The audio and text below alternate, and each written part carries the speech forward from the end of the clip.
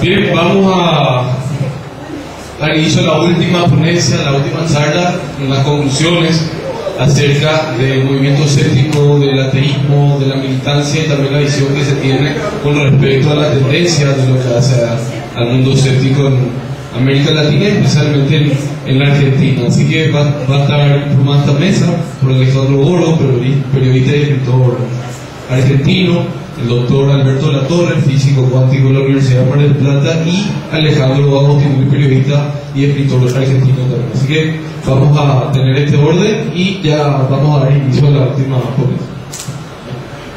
Bueno, la tercera vez que me toca estar en esta mesa hoy día, esta vez para expresar mi opinión sobre el estado actual de lo que consideramos la pseudociencia, el pensamiento mágico, el charlatanismo, etcétera, etcétera. La pseudociencia, el pensamiento mágico no es algo que sea uniforme, es decir, tiene crestas y valles a través del tiempo. Como decía Alejandro Agostinelli en la ponencia anterior, en los años 90 hubo un auge de la nueva era, del New Age, de la pseudociencia, de las terapias alternativas y demás. Después luego decayó un poco con la crisis de 2001 en la Argentina, donde todo estaba centrado en la crisis económica, los noticieros hablaban únicamente de eso. De manera que hay oleadas, hay periodos. Ahora está reviviendo otra vez el cierto auge del charlatanismo y del pensamiento. Ahora, lo importante me parece a mí es cómo debemos decir las cosas, aparte de lo que debemos decir, ¿no? Obviamente. Para llegar al público, porque en definitiva, si no nos vamos a encontrar siempre predicando para el converso, y mi idea no es predicar para el converso, mi idea es justamente informar a la gente que no está informada y que se hace preguntas. De esta manera, el libro que ustedes han visto, que se llama ¿Por qué a mí?, que es el pensamiento crítico. ¿Por qué digo esto? Hay que elegir tácticas para dirigirse a la gente. Este libro, que es el pensamiento crítico, está hoy exhibido en los estantes de autoayuda, al lado de los libros de Osho, de Deepak Chopra, de Luis Hay, de todos los charlatanes conocidos. Entonces la gente dice: uy, mira, el libro ¿Por qué a mí? ¿Qué será? Y lo lee, y está leyendo un libro de pensamiento crítico, rotulado como un libro de autoayuda. Esa es una táctica interesante. Luego hay que hacer la diferencia entre promotores y creyentes. Obviamente no es lo mismo el charlatán que promueve una medicina alternativa para llenarse de dinero y para abusar de la credibilidad pública, que el paciente que está sufriendo su enfermedad, porque el que cree en esa medicina alternativa. Luego, la indiferencia, salvo raros casos, acá al lado mío tengo uno, de la comunidad científica sobre las afirmaciones pseudocientíficas e irracionales, provengan de donde provengan. Hay una absoluta indiferencia de la comunidad científica. La comunidad científica parece que viviera en otro planeta. Por lo tanto, ¿qué hace falta? Formar divulgadores. Pero si los divulgadores no saben lo que es la pseudociencia, si un médico recibido en la universidad no sabe lo que es la homeopatía, ¿cómo la va a criticar? ¿Cómo va a criticar al Reiki? ¿Cómo va a criticar a la acupuntura? ¿Cómo va a criticar a la quiropraxia? Entonces, los académicos tienen que saber cómo están fundamentadas las pseudociencias, cuáles son los fundamentos de la pseudociencia. Y hay distintos modos, por supuesto. Yo prefiero el modo que tenía Carl Sagan, amable, positivo, que el modo que tiene Richard Dawkins, que está con los tapones de punta, bueno, es muy agresivo en alguna de sus conferencias. Los dos valen, qué sé yo. Luego, me parece como otro punto, que la batalla hoy, entre comillas, batalla, está en los medios de comunicación. Eso es indudable. Si no estás en los medios de comunicación, no existís, ni como persona, como grupo, como nada. ¿Sí? Estoy hablando como persona en el sentido de querer transmitir algo, ¿no? De que no quiere transmitir nada, no me importa. Pero a nosotros, que nos importa, que todo el día estamos diciendo que debe haber menos abuso de la actividad pública, tenemos que dar la batalla en los medios de comunicación, que tienen un poder enorme de difusión. Combatir con argumentos, no el ataque ad hominem, no al principio de la autoridad, lo dijo tal, por lo tanto tiene que ser razón, guarda con el prejuicio y la generalización. En estos momentos de lo políticamente correcto, quería decir que me parece una barbaridad absoluta. Lo políticamente correcto está interfiriendo en nuestra capacidad de comunicación, porque no se llaman a las cosas por su nombre, y nosotros tenemos que llamar a las cosas por su nombre. Si uno es un charlatán, es un charlatán. Si es un chanta, es un chanta. Tenemos que tener buenos argumentos para demostrar que lo es. Y enfrentar por último los temores y desafíos que suelen ser como los fantasmas. O sea, mientras más les escapas, más te persiguen. Gracias.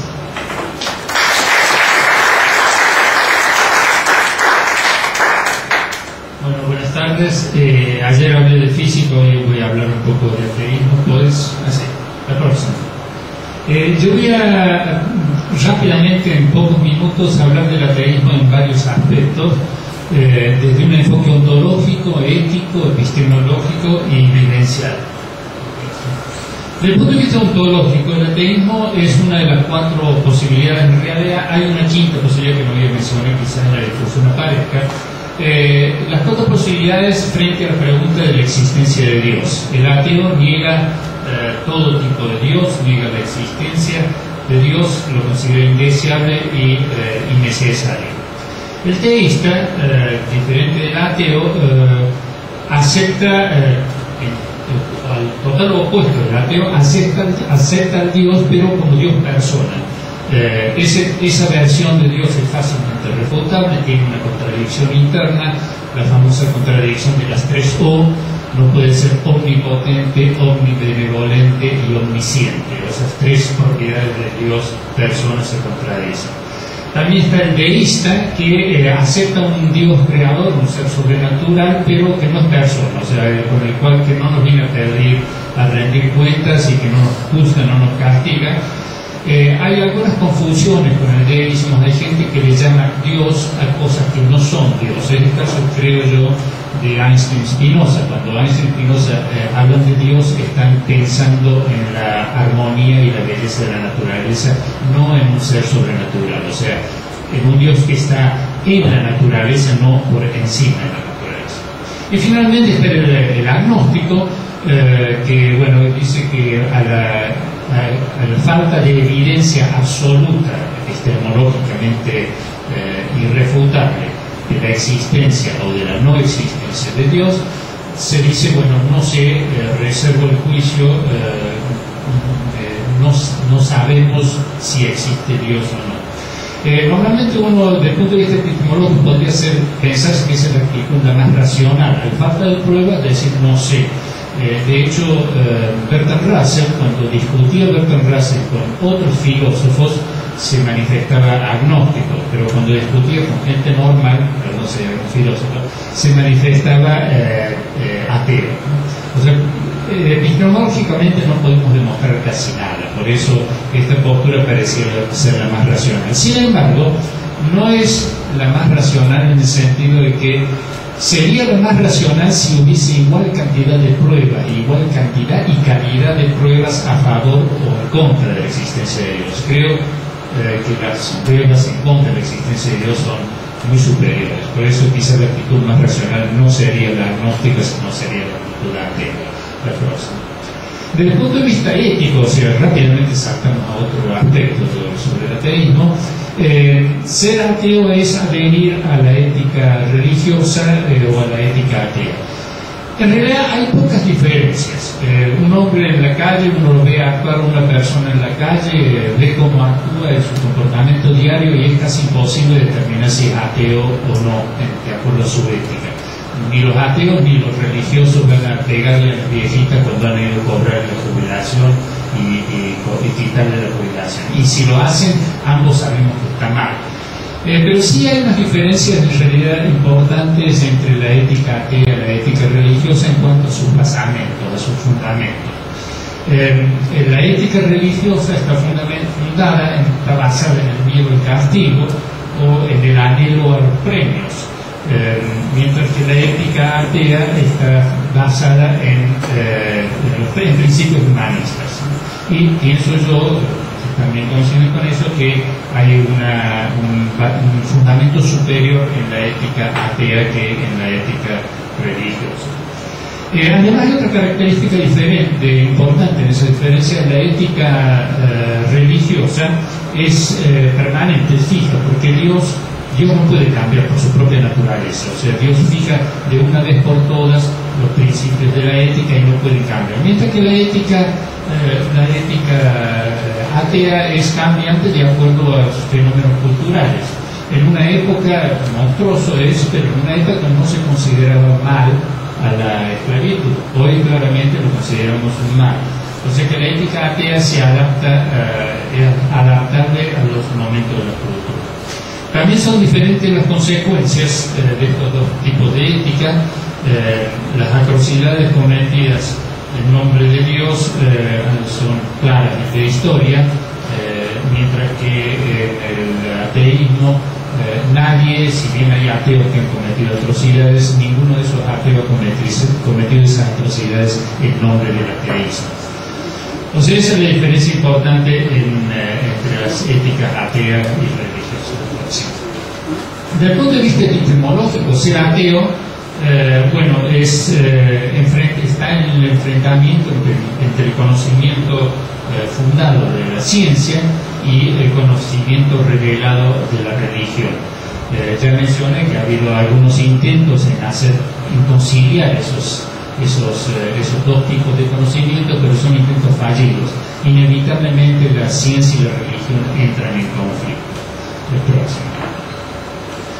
Desde el punto de vista vivencial, y acá por supuesto tengo que hablar de mis vivencias, o sea que tengo que hacer opiniones personales, pero seguramente muchos de ustedes, mucha gente comparte alguno de estos aspectos vivenciales de qué significa ser ateo. Yo, como todos los niños, nací ateo y fui ateo hasta los 5 años. Los niños, los bebés que nacen, por supuesto, son ateos, son absolutamente ateos. A partir de una cierta edad, cuando empiezan a entender cosas, los padres lo infectan con el virus de la fe, como dice Dawkins, y me sucedió a mí. Fui muy profundamente infectado, fui profundamente religioso hasta aproximadamente los 22 años. Religioso no solamente por tradición de mis padres, sino que la hice a la religión como parte vivencial de mí misma. La viví existencialmente la religión. Mi misa era a las 7 de la mañana, no a las 11, y me sentía permanentemente frente a Dios, lo cual me generaba una enorme angustia de vida. Era un joven, hasta los 22 años, un joven angustiado.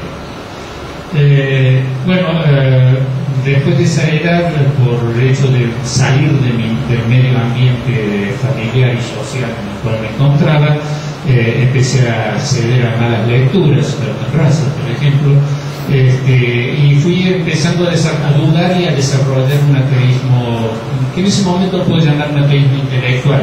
O sea, la idea de la existencia de Dios me iba pareciendo cada vez más absurda hasta que terminé abandonándolo. Una última etapa en esta ateísmo vivencial fue bastante reciente, unos 10 años, 5 o 10 años, donde ya el ateísmo para mí se transformó en una militancia. Me transformé en ateo activo, donde ya no era solamente no creer en Dios, sino estar convencido de que hay un mensaje a transmitir, hay algo que hacer. Para mí fue muy importante, justamente por la raíz católica y creyente que tenía, poder desligarme de ese catolicismo, que para mí la publicación de ese librito que algunos han comprado, que desgraciadamente no he traído más ejemplares, pero después podemos ver cómo obtener más ejemplares, para mí ese librito fue como una especie de certificado de bautismo al ateísmo. Bien, importante también es que en esta última etapa he logrado una enorme alegría dentro del ateísmo. Nosotros, en nuestra asociación de ateos de Mar del Plata, nos reunimos los sábados a las 4 de la tarde, que normalmente es un horario donde la gente no quiere tener reuniones. No falta nadie en las reuniones porque la pasamos muy bien, nos divertimos, trabajamos, generamos ideas, tenemos discusiones, a veces nos peleamos, pero la pasamos realmente, lo hacemos, es un ateísmo con mucha alegría, totalmente contrario a la época angustiosa en mi época de creencia. O sea, finalmente, para no sacar más tiempo al resto del debate, para mí ser ateo es un compromiso con la racionalidad, desde el punto de vista ontológico, es un compromiso con el bien, desde el punto de vista ético, desde el punto de vista epistemológico, un compromiso con la verdad, y desde el punto de vista vivencial, un compromiso con la felicidad. Muchas gracias.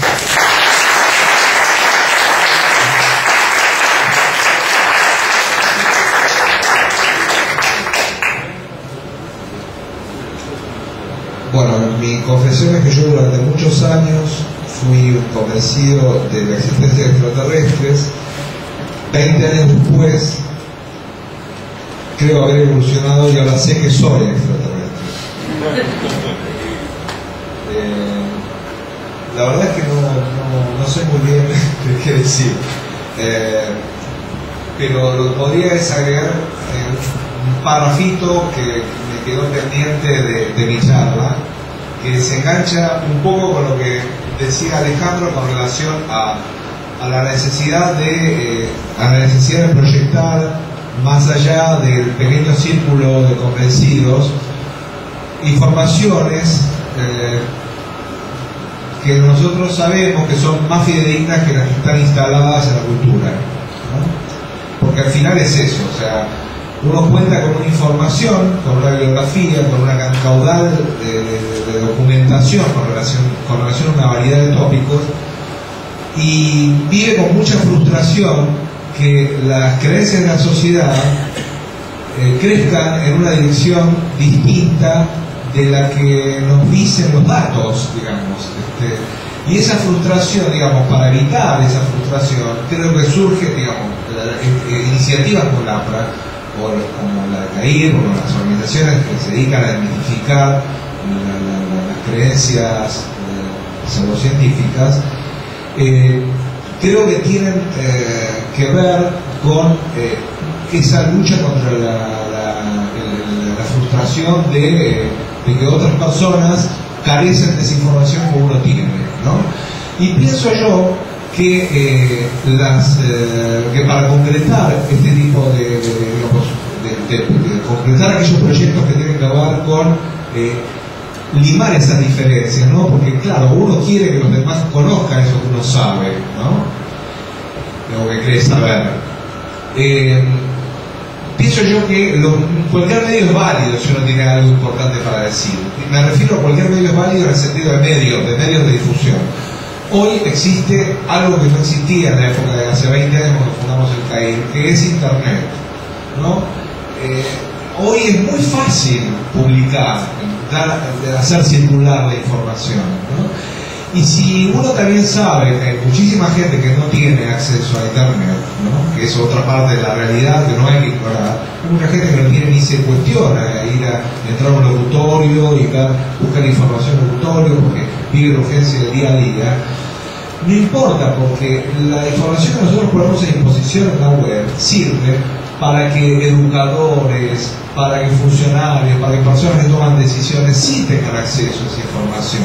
El punto es cómo instrumentar, cómo lograr que las personas adecuadas tengan acceso a esa información, ¿no? Para que esa información siga circulando en todos los niveles. Pienso que este es un debate muy importante que se tiene que extender, que tiene que, digamos, que este tipo de eventos deberían multiplicarse para poder encontrar esas fórmulas de transmisión de la información, y que Internet es una de las plataformas ideales para poder hacerlo, y que todos los esfuerzos que se hagan en esa dirección yo creo que son esfuerzos hacia el futuro, a un futuro mejor. Nada más.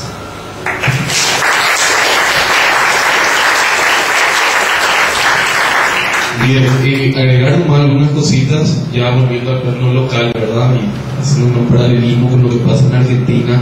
Hace unos días salía el último informe del Latino Barómetro, donde lo ubicaba Paraguay como el país que tiene más gente que cree en eso. O sea, la Iglesia Católica es la principal institución más creíble en este país. Así que la Asociación Paraguaya Nacionalista todavía le falta mucho trecho que recorrer. Y es impresionante, 4 años después de que 3 visionarios, como Jorge Alfonso, Ricardo Montanilla y Roberto Núñez, hayan creado APA, unos meses después éramos 5 nada más, estábamos Daniel y yo, más los 3 miembros fundadores, y no visualizábamos a todo lo que nos enfrentábamos más adelante. Jorge era conocido, creo que hasta ahora, como uno de los grandes ufólogos de este país, como un cazador de ovnis. Y de repente le tenemos la figura que yo también que tiró Roberto Núñez como cazador de marxistas, y de repente nos sigue tratando así como miembros de alguna secta religiosa dogmática que queremos imponer como minoría a toda la población de mayoría cristiana una visión dogmática científica. Yo siempre me pregunto, y hago mi propio trabajo escéptico, tenemos un programa de radio de 2 horas a la semana. A veces participamos en charlas, conferencias, a veces estamos en la radio, hablamos poquísimo tiempo, con pocas horas en la radio y una crónica, sin foto, abajo en el periódico, en la sección local. No vamos a poder imponer nuestra visión jamás. Así que tenemos todavía un largo trecho. Por eso yo estoy contentísimo de la presencia de ustedes y también de la gente que se prendió a este evento. Así que infinitamente agradecido por eso a todos los que nos apoyaron y vinieron a pesar de la lluvia y a pesar de los sucesos de estos últimos días. Así que bueno, la mesa está abierta a cualquier tipo de preguntas. Marcia.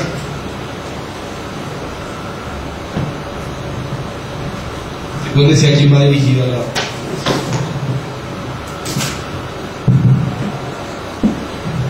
Mientras tanto, mientras no llega la pregunta, quiero comentar algo, matizar un poco tu comentario. Si el APA intenta imponer su visión de la realidad, vas en camino a lo que pasó con el Caribe, o sea, no tengas grandes objetivos, hay que proponerse pequeños, modestos objetivos, porque no va a ser la tapa a menos que uno de sus integrantes cometa un crimen. Vas a contar los diarios, porque hablando de una supermodelo. Ya ha dicho lo que estamos pensando. Porque compran la revista. Bueno, mi pregunta va dirigida a eso. No estamos nosotros, es una pregunta un poco filosófica, tal vez muy repetida, pero me gustaría plantearla. No tenemos nosotros, los escépticos, siendo el escepticismo lo que uno de los factores principales que determinan varias facetas de nuestro organismo. Tenemos cierta desventaja respecto a otras organizaciones, justamente como la religiosa o inclusive de creencias deportivas, de que tienen una cualidad conglomerante ellos, y parecería ser que el escepticismo de por sí no es conglomerante, o sea, no nos lleva a organizarnos, no nos lleva a formar alguna fuerza social, hablo que yo comparo perfectamente que Internet y los medios son una fuerza enorme, pero también lo son las agrupaciones de personas físicas. Entonces me preguntaba, ¿cómo ha perfilado eso? O a lo mejor la postura es que el escepticismo no busca eso de conglomerarse, por decirlo así. Bueno, los escépticos tenemos todas las ventajas. No es que tengamos una desventaja, tenemos todas las ventajas. Por eso yo decía que debemos buscar, estoy hablando de escépticos, agnósticos, ateos, del bloque general, ¿no? Tenemos que buscar una manera de llegar a la gente. Sería una contradicción tal vez, pero es verdad que los charlatanes y pseudocientíficos usan un lenguaje mucho más eficaz para llegar a la gente. No estoy con esto diciendo que nosotros tenemos que imitarlos, pero casi, porque digamos, como escépticos, agnósticos, ateos, necesitamos un grupo de pertenencia, eso es evidente. Lo que pasa es que hoy en día tenés 45.000 blogs de escepticismo y cada uno por su partecita, y no hay una alianza iberoamericana escéptica como yo propuse hace poco, y no me contestó nadie, me contestaron 2 personas. Entonces, ¿cómo vamos a lograr un bloque que tenga influencia en un continente sea en el ateísmo o sea en el escepticismo, si ya de entrada es puro nombre? Es decir, ¿de qué vale formar una alianza escéptica racionalista o como se le quiera llamar, si estamos todos separados? Entonces, yo me acuerdo que en el congreso al que asistió Jorge en Buenos Aires, también hubo mucho entusiasmo, estaba todo bárbaro, y lo que yo pregunté al final es, bueno, está bien, estamos todos fenómenos, pero ahora, ¿qué vamos a hacer con todo esto? Porque es lindo estar de acuerdo con el otro, está bárbaro, pero yo no quiero estar todo el tiempo de acuerdo con la gente que está de acuerdo conmigo. Hay que salir al mundo. Lo que está pasando hoy con el tema del ateísmo, con el tema del escepticismo, ya pasó antes, es que la gente está saliendo del closet, como se dice, está saliendo del armario, se está animando a hablar. Eso es muy bueno. Entonces, para mí, como de entrada ya tenemos todas las desventajas, lo único que yo aconsejo a cualquier asociación, sea escéptica, ateo, lo que fuera, es que no dependa del trabajo voluntario, porque corre el serio riesgo de extinguirse. Hoy las principales instituciones del mundo que son escépticas y también ateas o que promueven el humanismo secular son el Center for Inquiry, la Skeptic Society de Michael Shermer y la Fundación de James Randi. Los tres tienen empleados pagos, gente profesional que trabaja para ellos, diseñadores web pagos, toda gente que trabaja por un sueldo y con un salario. No estoy diciendo que el escepticismo o el ateísmo se transforme en un trabajo, pero la gente va a trabajar bastante más entusiasmada, porque todos decimos el dinero no es importante, pero es importante. Si no, no trabajaríamos, si no, ¿para qué trabajar? Necesitamos suplir ciertas necesidades. ¿Qué mejor que suplirlas que trabajarnos en aquello que nos gusta? ¿Por qué no lo podemos hacer? ¿Por qué tenemos ese prejuicio? Nosotros con el CAIP, como Alejandro decía, tenemos el prejuicio, no se puede cobrar la entrada, no se puede cobrar por trabajar. Mentira. Eso yo pienso que fue lo que arruinó y lo terminó arruinando al CAIP. Pero sigo insistiendo, soy optimista.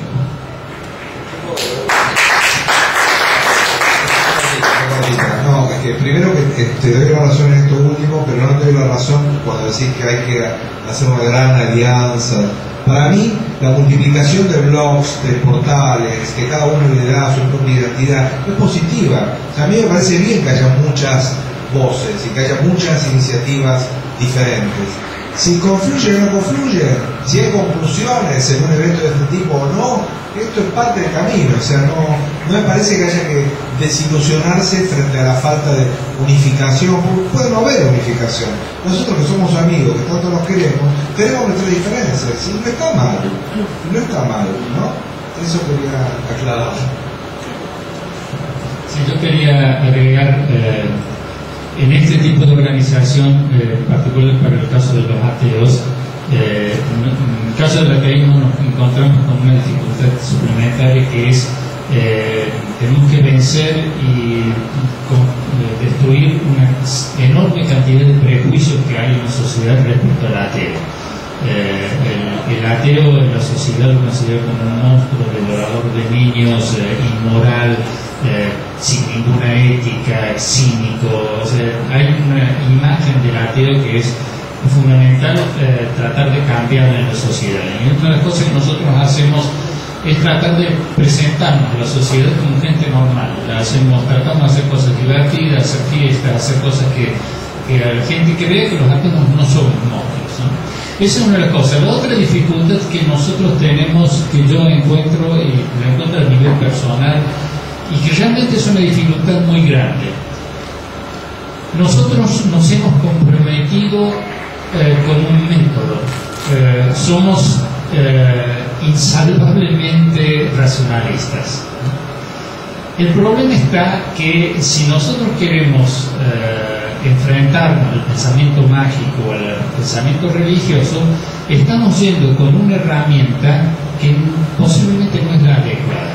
Vamos con la razón cuando en ese tipo de ámbito la razón funciona muy mal. Por ejemplo, tomemos el ejemplo de la religión.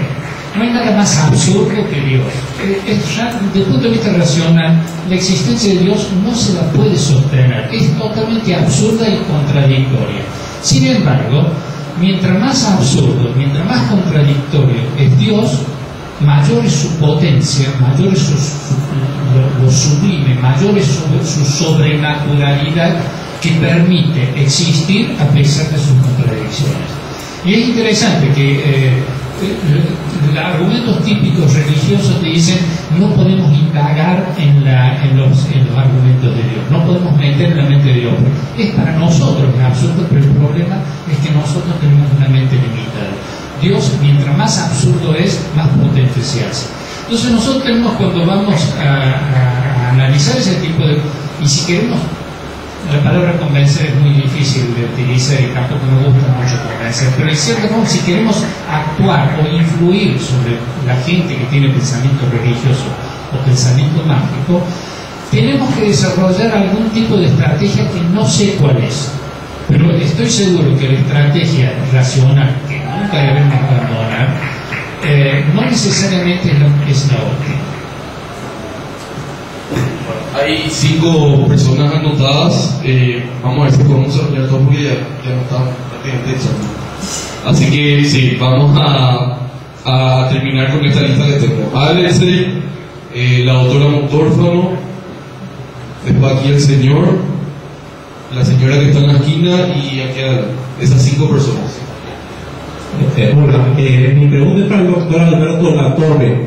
Usted dijo que hasta los 22 años fue religioso, que era como consecuencia de su religiosidad un joven muy angustiado, supongo que por las ideas de pecado, infierno, culpa, etc. Y que ahora que es ateo es feliz. Mi pregunta es, digamos, un poco psicológica, existencial, wow. ¿No le parece que la cosmovisión atea es por lo menos igual de angustiosa? La idea de que nos morimos y se acabó todito, o de que el sol se va a apagar, o de que el universo finalmente un día atapum se acabó y empieza otra cosa y el hombre es una pulga, no es por lo menos tan fea como esa otra visión. Esa es mi pregunta. Sí, la pregunta es interesante. Yo no diría que sea ni más linda ni más fea, pero es más verdad. Cuando yo me muera, se acabó todo y puedo vivir mucho más feliz. O sea, le tengo menos miedo a la muerte porque yo sé que cuando la muerte llega se terminó todo y se acabó. Siempre se habla de ese rito de la muerte, de qué hacer con el cuerpo. Yo le digo a los desconocidos, una bolsa de supermercado, pongan las cenizas y tírenla a la basura. O mejor, lo ideal sería que me entierren en la tierra y que se pudra mi cuerpo para que sea fértil para algún tipo de planta. O sea, para el ateo que está convencido de que la muerte es un fin, la muerte deja de ser terrible. La muerte deja de ser terrible. Y de cierta forma la muerte es el último acto de vida. Y no es, yo no veo que sea peor que la angustia que tenía mientras además piensa en los 18, hasta los 22 años, toda la presión sexual, toda la presión de placer, de todos los placeres son prohibidos, todos los placeres son pecados. Y eso realmente a un niño, a un joven que está despertando todos los placeres, le produce unos conflictos que son realmente torturantes. Si un joven es realmente creyente y religioso, sufre.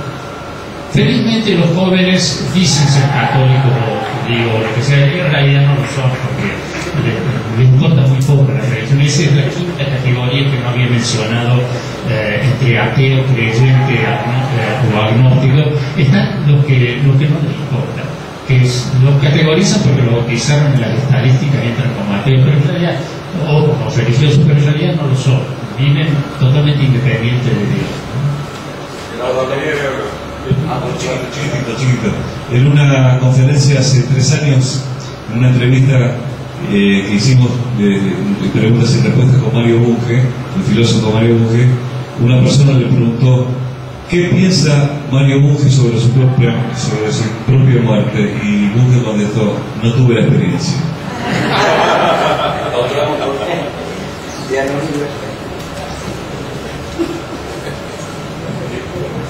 pueden ser breves, por favor. Sí, bueno, para los tres panelistas, pero específicamente para el doctor Roberto de la Torre, en el sentido del tema de la ciencia y su contraposición con la religión.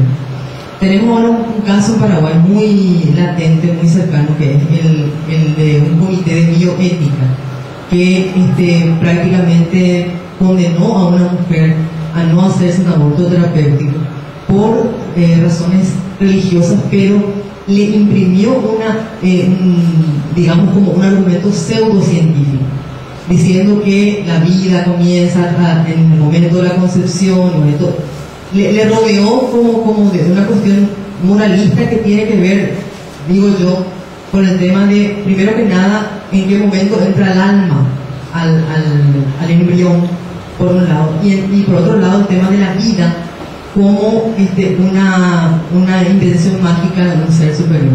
Hay mucho pensamiento mágico alrededor, por eso la pregunta concreta es, ¿la bioética no será una pseudociencia? Porque la ética es, digamos, imparcial, pero la bioética, que es esta línea que entra dentro de la medicina, que intenta, digamos, como justificar este tipo de actos que son más moralistas religiosos que científicos. ¿Qué le parece? Sí, no, evidentemente que la ética no es una ciencia. David Hume, filósofo, estableció la idea de que de un debe no puede venir un es, o sea, de un conocimiento ontológico, que la ciencia se ocupa de eso, de ver verdades, esto es verdad, esto es falso, y ahí no puede salir una normativa ética. O sea, la bioética, en cierta forma, su denominación ya es algo contradictorio, ¿no? Con respecto a esa tragedia que has mencionado de la mujer esta que prácticamente la condenan a muerte, es tremendo, y es nuevamente el conflicto entre ciencia y religión, ¿no? Nuevamente el conflicto en ciencia y religión. Se pretende con verdades, con creencias religiosas, influir sobre verdades científicas. Con respecto al aborto, yo creo que también se está desviando el debate. Se está desviando el debate, o sea, si se debate sobre en qué semana el feto se transforma en persona, qué significa si es vida, que si no es vida, si es persona, si no es persona, si el cableado cerebral lo que determina el instante. La realidad sociológica es que el aborto existe y hace muchísimo, y va a seguir existiendo a pesar de cualquier ley que exista. La realidad sociológica es que el aborto está. La diferencia es que los pobres se mueren porque hacen abortos mal hechos y los ricos se salvan porque hacen abortos bien hechos. Entonces lo que tenemos que buscar es una ley que al menos reconozca esa realidad y que impida que los pobres sigan muriéndose por abortos mal hechos.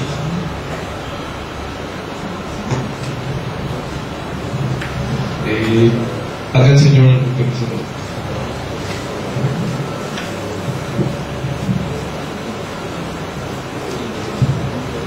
Sí, el doctor de la Torre utilizó un término que creo que es muy importante, la ética atea.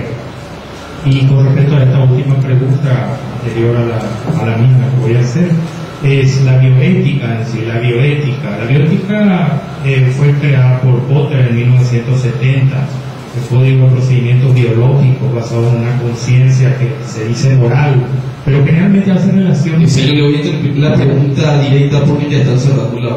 Sí, por favor. Completamente. Lo que quiero preguntarle a todos, ¿no sería bueno desarrollar la ética atea e intentar generar como un programa a través del Ministerio de Educación para llegar a los colegios, a los jóvenes, para cambiar desde ahí la sociedad? Porque los adultos muchas veces es difícil. Esa es mi pregunta. ¿Qué piensan de hacer eso y de llegar, digamos, a través de los jóvenes para llegar luego a los adultos con ellos?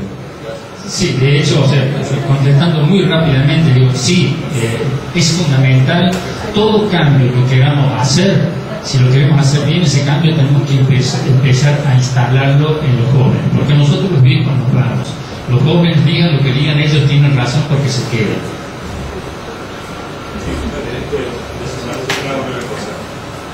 Yo creo que si uno quiere instalar el agnosticismo, el ateísmo, en los chicos lo que tienen que hacer es fomentar la curiosidad. Listo. Con fomentar la curiosidad tenemos una educación ya completamente distinta. La educación de hoy hace todo lo contrario. Sigue siendo enciclopedista, autoritaria, repetitiva. Entonces, fomentar la curiosidad sería la solución. Simplemente. Hasta que el chico haga preguntas.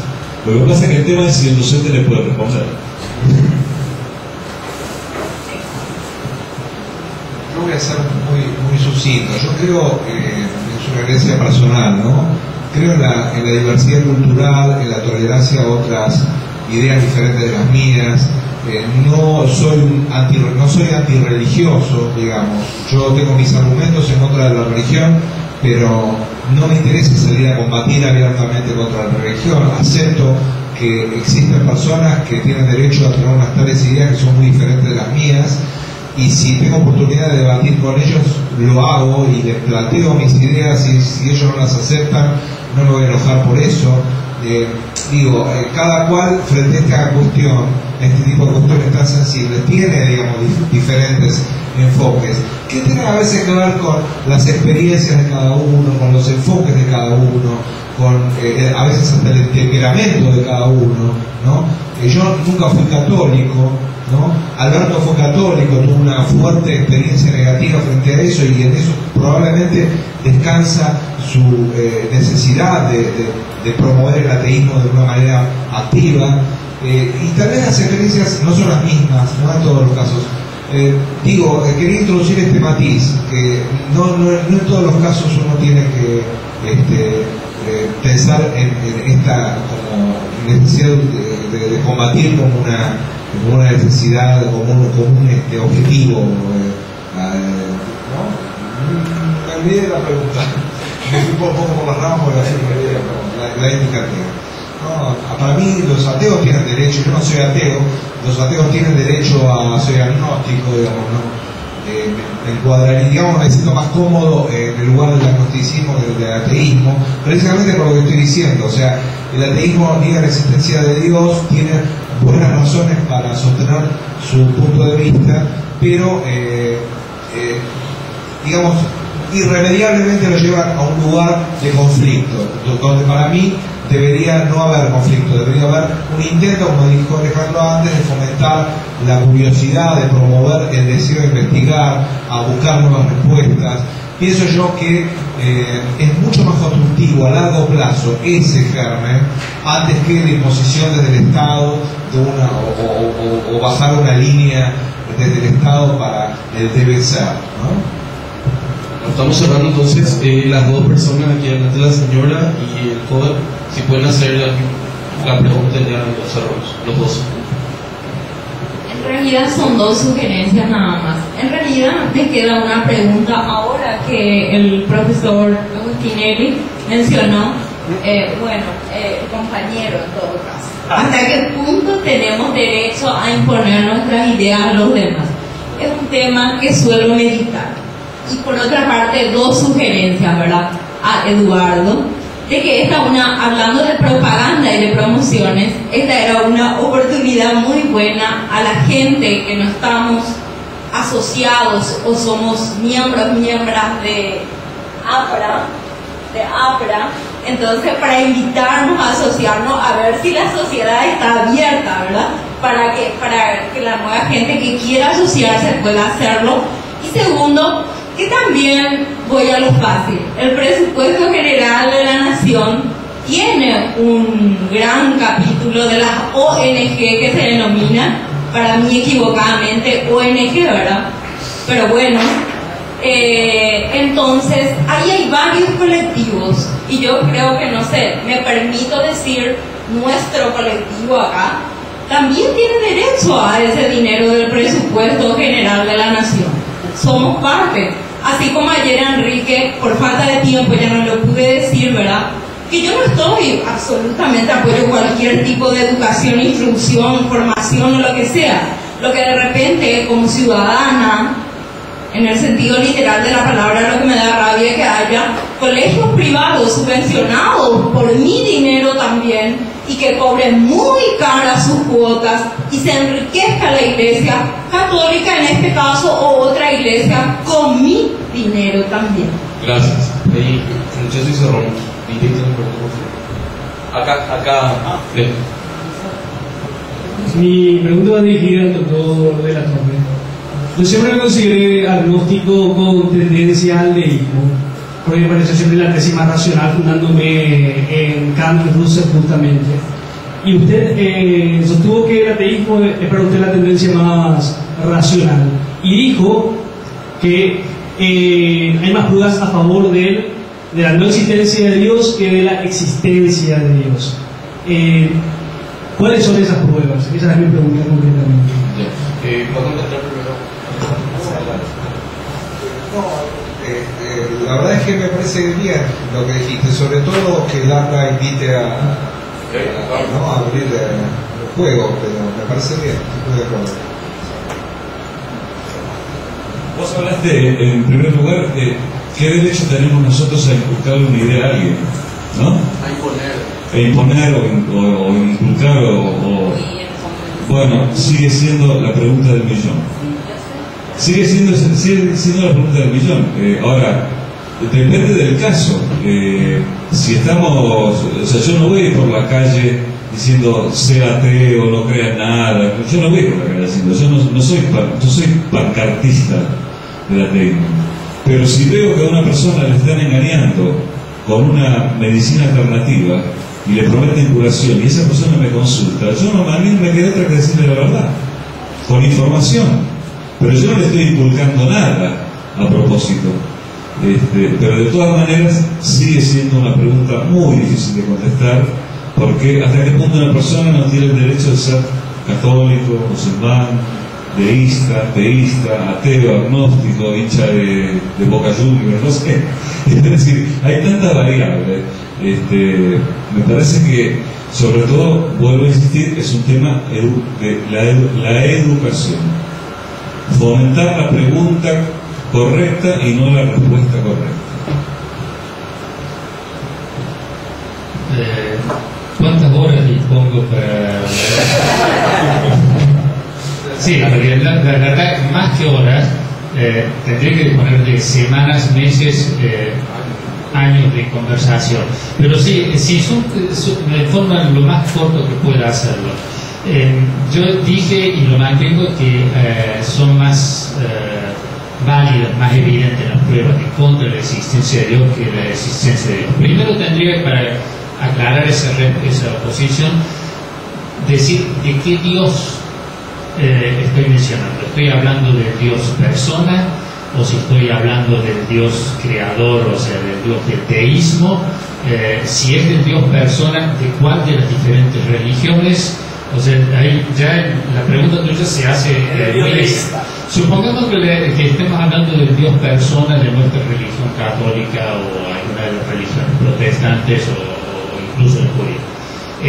Ese Dios persona es, por cuestiones lógicas, claramente contradictoria. Las tres O, eso ya es suficiente para decir Dios no existe. O sea, el argumento 3O conocen, es la propiedad de ser omnipotente, omnisciente, o sea, que lo sabe todo, y omnibenevolente, que busca toda la verdad, busca el bien, se contradicen por la existencia del mal, el sufrimiento, la existencia del mal, del sufrimiento, contradice la existencia de ese Dios. Borrando alguna de esas dos, alguna de esas tres, entonces puede ser posible un Dios, por ejemplo, que sea omnipotente, omnisciente, pero malo, no es lo mismo, es un Dios malo, entonces existiría malo. Bueno, cualquiera, no vamos a entrar en el ejercicio lógico. Esas tres propiedades serían suficientes para decir, para dar una prueba de la no existencia de Dios. Los filósofos Santo Tomás y San Anselmo han desarrollado las famosas pruebas de existencia de Dios, creo que son 9. Bertrand Russell y David Hume se divirtieron agarrando las mismas pruebas, la misma estructura lógica de la prueba de la existencia de Dios, usando exactamente la misma estructura lógica, cambiando una premisa, transforman en pruebas de la no existencia de Dios. O sea, las pruebas lógicas no son concluyentes. En particular hay una prueba que a mí me divirtió mucho, que es la prueba del primer motor. Es interesante el primer motor porque uno lo puede tomar primer motor en el sentido ya de la física, del movimiento. Si uno la agarra a la prueba del primer motor iniciada por Aristóteles, aunque Aristóteles no decía que el primer motor era Dios, sino decía que tenía que existir un primer motor. Recién con el cristianismo, con Santo Tomás, ese primer motor se designó rol de Dios, el Dios de la religión. Bueno, interesante que agarramos esa idea de Aristóteles del primer motor, que todos seguramente conocen el argumento, está basado en la física aristotélica, que es falsa. Y es muy divertido agarrar con la física ya newtoniana, la física a partir de Galileo y Newton, demostrar cómo se cae el argumento del primer motor. Está bastante divertido, podemos hablar en otro momento, está escrito en el librito ese que trajo. Bueno, no sé qué más decir, porque realmente llegar a justificar 100% lo que yo dije hace un rato llevaría muchas horas, pero sí insisto en que creo que hay más evidencia racional en contra de la existencia de Dios que a favor. Bien, contestándole solamente a la señora, bueno, APRA es una institución abierta, totalmente cualquier persona que se considere racional, que reúne ciertos requisitos, no quiero decir requisitos, ¿verdad? Pero que tenga el perfil puede ingresar a APRA. Es más, actualmente estamos como casi 50 miembros ya, superamos el número incluso al CFDI Argentina actualmente, y de eso hay 10 o 15 personas que están activando frecuentemente la organización. Con respecto al segundo punto, es una discusión que se tiene, creo que desde que inició la organización, de que si se recibe o no subsidio del Estado, y hay posiciones encontradísimas, o sea, hay algunos que sí quieren y otros que no quieren. Personalmente considero que así como no quiero que mis impuestos vayan destinados a que se divulgue el pensamiento mágico, que hayan eventos con respecto a el creacionismo, etcétera, etcétera, tampoco considero justo que una persona católica o judía me subvencione este rendimiento, por ejemplo, como el simposio de pensamiento crítico. Pero es una cuestión de repente un poco más ideológica, filosófica, si se quiere, que se tiene también dentro de la organización. Así que bueno, invitamos a todos los que quieran, que no forman parte de APRA, que se acerquen si es que quieren. ¿El formulario en la página? Tenemos un formulario en la página que está incluso en ese elíptico que elaboramos, ahí pueden entrar para asociarse y llenar el formulario. Así que bueno, les agradezco a todos ustedes y acuérdense como está en nuestro afiche, cuando la llama a la ciencia se enciende, el pensamiento mágico se reduce y se oscurece cada vez más. Muchas gracias por asistir a este sitio.